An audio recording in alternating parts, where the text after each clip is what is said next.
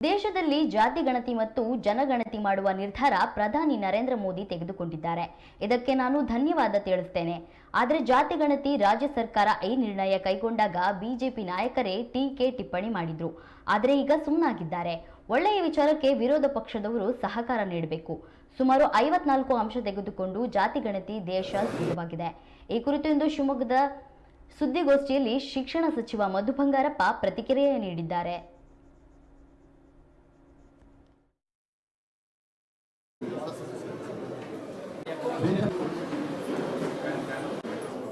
ಇನ್ನೊಂದು ಕೇಂದ್ರ ಸರ್ಕಾರ ಮನವಿ ಮಾಡ್ತೀನಿ.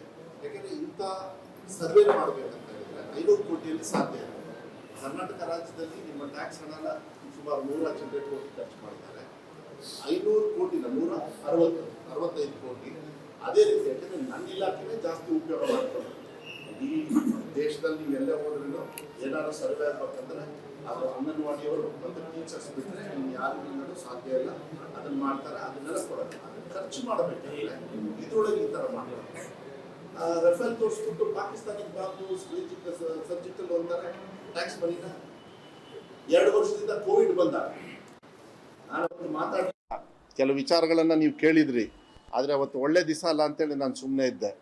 ಯಾಕೆ ಒಂದು ಸಾವಾಗಿದೆ. ಸಾವಲ್ಲಿ ಹೋಗ್ಬಿಟ್ಟು ನಾನು ರಾಜಕಾರಣ ಮಾಡೋದಕ್ಕೆ ಹೋಗೋದಿಲ್ಲ. ಆದರೆ ಈ ದೇಶದ ಏನು ಕಾಯ್ತಕ್ಕಂಥ ಯೋಧರನ್ನ ತಗೊಳ್ಬೇಕಾಗಿತ್ತು, ಸೋಲ್ಜರು. ನೀವು ಲೆಕ್ಕ ತಗೊಳ್ಳಿ. ನೋಡಿ ಅಲ್ಲಿ ಮಾತಾಡಿ, ಅಲ್ಲಿ ಹೊರಗಡೆ ಹೋಗೋ ಕೇಳಿ. ಈ ದೇಶವನ್ನು ಕಾಯ್ತಕ್ಕಂಥ 2 ವರ್ಷ ಯಾಕೆ ರಿಕ್ರೂಟ್ಮೆಂಟ್ ಮಾಡಿಲ್ಲ? ಅದನ್ನ ಪ್ರಶ್ನೆನ ನೀವು ಹಾಕಬೇಕಾಗುತ್ತೆ. ಮಾಧ್ಯಮದವ್ರು ತಿಳ್ಕೊಳ್ಳಿ. ಯಾಕೆಂದ್ರೆ ನನ್ನನ್ನು ಕಾಯ್ದು ಒಂದೇ ಅಲ್ಲ, ನರೇಂದ್ರ ಮೋದಿ ಅವ್ರನ್ನ ಕಾಯ್ದಲ್ಲ, ನಿಮ್ಮನ್ನು ನಿಮ್ಮ ಮಕ್ಕಳನ್ನು ಕಾಯೋದು ಇದೇ ಯೋಧರು. 2 ವರ್ಷ ರಿಕ್ರೂಟ್ಮೆಂಟ್ ಮಾಡಿಲ್ಲ ರೀ. ಅದಕ್ಕೆ ಅಲ್ಲಿ ಹೋದಾಗ 2 ತಾಸು ಆದಮೇಲೆ ನಿಮಗೆ ಸೋಲ್ಜರ್ಸ್ ಬಂದಿರೋದು. ಅಂಥ ಸೆನ್ಸಿಟಿವ್ ಏರಿಯಾದಲ್ಲಿ ಆರ್ಟಿಕಲ್ 370 ತೆಗೆದ್ರು, ಸೆನ್ಸಿಟಿವಿಟಿ ಇರುತ್ತೆ.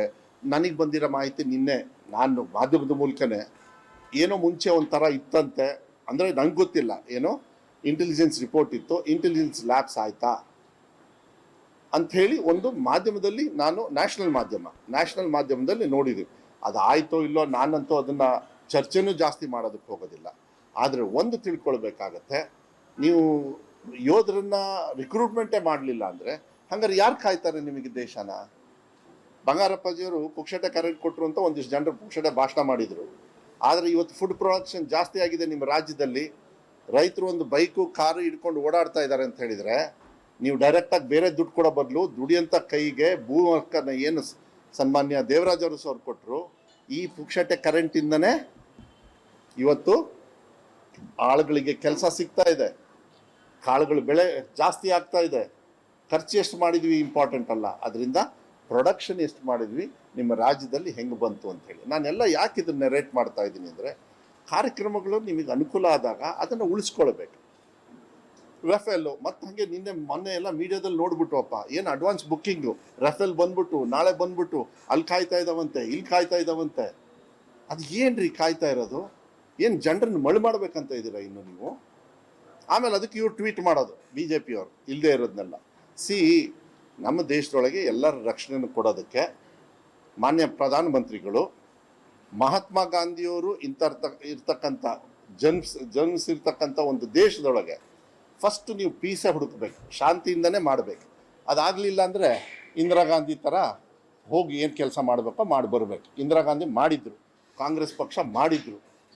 ಇವ್ರು ಬರೀ ಹೇಳ್ಕೊಳ್ತಾರೆ, ರಫೇಲ್ ತೋರಿಸೋದು, ಇದು ಮಾಡೋದು. ಆಮೇಲೆ ಏನಾದ್ರು ಕಾಂಗ್ರೆಸ್ ಅವ್ರು ಹೇಳಿದ ತಕ್ಷಣ ಪಾಕಿಸ್ತಾನಿಗೆ ಹೋಗಿ ಈ ಥರದ್ದೆಲ್ಲ ಬಿಡಬೇಕಾಗತ್ತೆ. ಅದಕ್ಕೆ ಜಾತಿ ಗಣತೆ ಮಾಡಿದಾಗ ಎಜುಕೇಷನ್ ಕ್ವಾಲಿಟಿನೂ ಕೂಡ, ಈಗ ಹೇಳಿದರು ಮುಸಲ್ಮಾನ್ ಬಾಂಧವರು ಬೇರೆ ಬೇರೆ ರೀತಿಯಲ್ಲಿ ಅವ್ರನ್ನ ವರ್ಣನೆ ಮಾಡ್ತಾರೆ.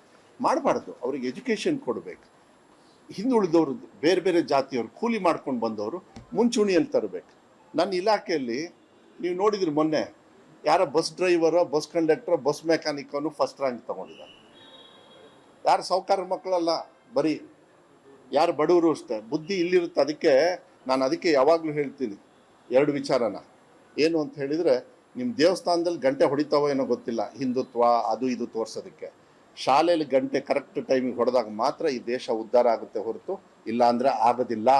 ನೆನ್ಪಿಟ್ಕೊಳ್ಳಿ. ಈ ದೇಶದಲ್ಲಿ ದೇವಸ್ಥಾನದಲ್ಲಿ ಗಂಟೆ ಹೊಡೆಯುತ್ತೋ ಏನೋ ಗೊತ್ತಿಲ್ಲ, ಹೊಡಿಲಿಲ್ಲ ಅಂದ್ರೂ ಪರವಾಗಿಲ್ಲ, ನನಗಂತೂ ಬೇಜಾರಿಲ್ಲ ವೈಯಕ್ತಿಕವಾಗಿ. ಆದರೆ ಶಾಲೆಯಲ್ಲಿ ಕರೆಕ್ಟ್ ಟೈಮಿಗೆ ಗಂಟೆ ಹೊಡಿಬೇಕು, ಮಕ್ಕಳು ಶಾಲೆಗೆ ಹೋಗಬೇಕು. ಅದೇ ನನಗೆ ಇವತ್ತು ಮಾನ್ಯ ಸಿದ್ದರಾಮಯ್ಯ ಅವರು ಆ ಕೆಲಸ ಕೊಟ್ಟಿದ್ದಾರೆ. ಅದನ್ನು 100ಕ್ಕೆ 101% ಕೆಲಸ ಮಾಡ್ತಕ್ಕಂಥ ಕೆಲಸವನ್ನು ನಾನು ಮಾಡ್ತೀನಿ.